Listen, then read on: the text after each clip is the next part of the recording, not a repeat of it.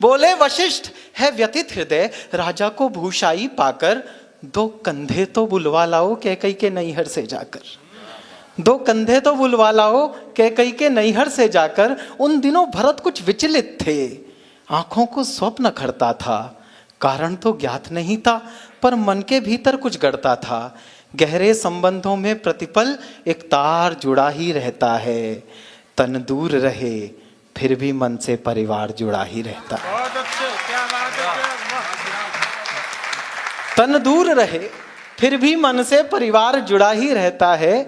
सपनों में अवध उमड़ आया, घिर गए भरत उच्चाटन में। संदेश पहुंचने से पहले आभास पहुंचता है मन में। संदेश पहुंचने से पहले आभास पहुंचता है मन में। अंतस में संशय का तांडव, देहरी पर दूत अयोध्या का। सूखे पत्ते सा कांप गया वह भावुक पूत अयोध्या का। सूखे पत्ते सा कांप गया वह भावुक पूत अयोध्या का। अनुमान किया कैकई सुत ने, संयोग नहीं यह साधारण। पहले तो पूछा कुशल क्षेम, फिर पूछा आने का कारण। यह दूत कर्म था कठिन बहुत। वो दूत लंका से नहीं आया था, अयोध्या का दूत था, संवेदनशील था। यह दूत कर्म था कठिन बहुत। भीतर का शोक छिपाना था, मातम को मंगल कहना था, स्वामी को झूठ बताना था। घर नगर चतुर्दिक मंगल है, यह बात अधर जब कहते थे। पिंडलियां कंपन करती थी, आंसू भीतर को बहते थे। बहुत अच्छा, वाह वाह वाह वाह वाह, बहुत अच्छा, वाह। पिंडलियां कंपन करती थी, आंसू भीतर को बहते थे। हे राजकुंवर, गुरु आज्ञा से आया हूं तुम्हें बुलाने को। इसके अतिरिक्त नहीं कोई संदेश तुम्हें बतलाने को।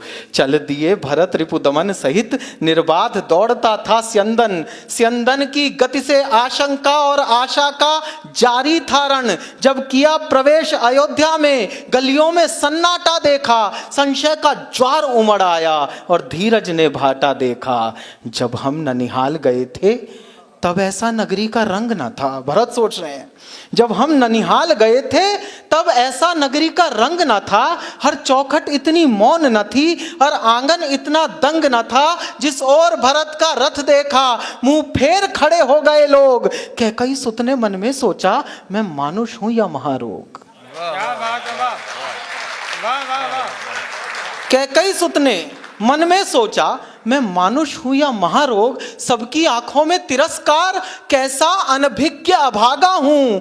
जो सावन का सोया सोया सीधा पतझड़ में जागा हूं। वाह, बढ़िया, वाह। ऐसा लगता था खड़ा हुआ है शीश झुकाए राजभवन। दृश्य देख पाए तो देखना। ऐसा लगता था खड़ा हुआ है शीश झुकाए राजभवन। कैकई सुत से आंखें करता था दाएं बाएं राजभवन। केवल एक सूरत ऐसी थी जिस पर कणभर अवसाद न था। वैधव्य समाया था तन पर, चेहरे पर तनिक विषाद न था। वसनों का रंग उदास हुआ, सुना था गात कलाई का। कुमकुम सिंदूर विलुप्त हुए, मुख पर था भाव ढिठाई का। पुलकित होकर बोली कैकई, अभिनंदन हो स्वीकार भरत। पहले पितु की अंत्येष्टि करो, फिर ग्रहण करो दरबार भरत। अरे वाह वाह वाह वाह। पहले पितु की अंत्येष्टि करो, फिर ग्रहण करो दरबार भरत। मैं हुआ अनाथ, अयोध्या का सूरज यमपुर में डूब गया। ऐसे में मां का उत्स देखकर हृदय भरत का उब गया। ज्ञानी शब्दों से घटना का बस इंगित पाया करता है, भीतर का सच तो वक्ता का आचरण सुनाया करता है। बहुत अच्छा चिराग, बहुत अच्छा, वाह। ज्ञानी शब्दों से वाह, घटना का बस इंगित पाया करता है, भीतर का सच तो वक्ता का आचरण सुनाया करता है। आश्चर्य क्षुब्ध होकर टूटा, पीड़ा क्रोधित हो चीख पड़ी। माँ को हर्षित क्यों करती है रघुकुल की ऐसी शोक घड़ी। बोला, माँ ओछा लगता है यह तेरा हर्ष प्रफुल्लित मन। तूने ही तो दे दिया नहीं इस महाशोक को आमंत्रण। वाह वाह, क्या बात है, वाह चिराग, वाह। तूने ही तो दे दिया नहीं इस महाशोक को आमंत्रण। उन्माद परे रखकर संभली, वात्सल्य ओढ़ने लगी त्रिया। वाह। उन्माद परे रखकर संभली, वात्सल्य ओढ़ने लगी त्रिया, सुत की आंखों में घृणा देख भौहें सिकोड़ने लगी त्रिया। तुझको भी मैं दोषी लगती, ऐसे क्या पाप किए मैंने, राजा पर थे 2 वर उधार, अवसर पर मांग लिए मैंने। वाह वाह वाह वाह वाह। राजा पर थे 2 वर उधार, अवसर पर मांग लिए मैंने, मेरा बेटा युवराज बने ये इच्छा तो अपराध नहीं, और राम नहीं बन जाते तो पूरी होती ये साध नहीं। ये सुनते ही थम गए भरत, जम गई शिरा, खुल गए अधर, लगता था नमक छिड़क डाला कैकई ने जलते घावों पर। हर रोम लपट बन दहता था, पर्वत सा टूटा था सिर पर। था क्रोध अधिक या पीर अधिक, ये निश्चय करना था दूभर। नथुने फूले, सांसें दहकी, पर्वत सा टूटा था सिर पर। भीतर जो लावा दहका था आ गया अचानक जिह्वा पर। और अगली पंक्तियां लिखते हुए मैंने जिंदगी में पहली बार पसीना महसूस किया, क्योंकि माँ को गाली देनी थी और गाली देने वाले भरत थे। भीतर जो लावा दहका था आ गया अचानक जिह्वा पर। पापिन, तूने इन कुलघाती हाथों से क्यों पाला मुझको, जिस दिन जन्मा था उस दिन ही क्यों मार नहीं डाला मुझको। क्या बात है, वाह वाह वाह, आज राम जियो वाह। जिस दिन जन्मा था उस दिन ही क्यों मार नहीं डाला मुझको।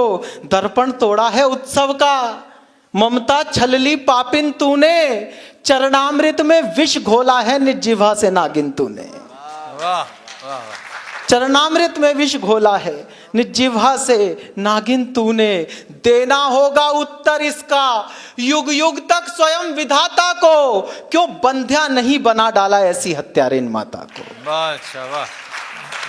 पति को खाकर आनंदित है, घृणा देखिए भरत की, पति को खाकर आनंदित है, रत्ती भर पश्चाताप नहीं, रघुवंश मुकुट मणहीन किया, इससे बढ़कर कुछ पाप नहीं। चाहता हूं उसका वध कर दूं जिसने ये अत्याचार किया।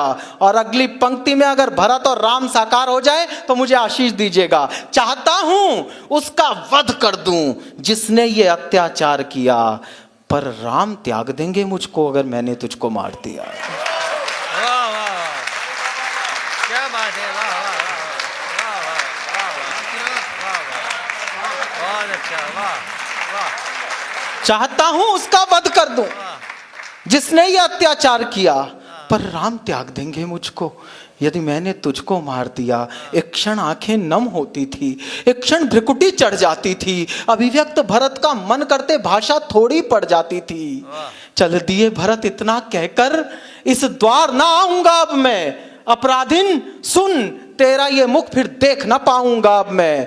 यहां तक आपके मन में कैकेयी के प्रति घृणा रही होगी, और अगली पंक्ति में मैं इस घृणा को करुणा में बदल दूं तो मुझे आशीष देकर विदा कीजिएगा। अपराधिन सुन तेरा ये मुख फिर देख ना पाऊंगा अब मैं, संतति के सुख की चाहत में नभधरा एक कर जाती है, पर बेटा अपमानित कर दे माता उस क्षण मर जाती है। बहुत अच्छा, वाह वाह वाह, बहुत अच्छा, वाह। पर बेटा अपमानित कर दे माता उस क्षण मर जाती है। सांसों के चलने पर करती संदेह रह गई कैकेयी, जब भरत देहरी लांग चले तब देह रह गई कैकेयी।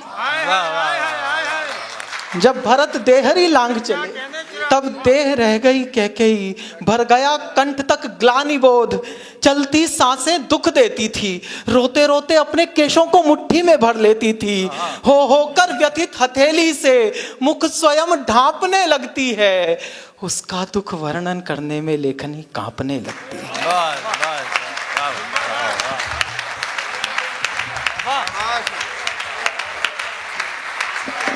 इस कविता के लिए खड़े हो जाइए आप।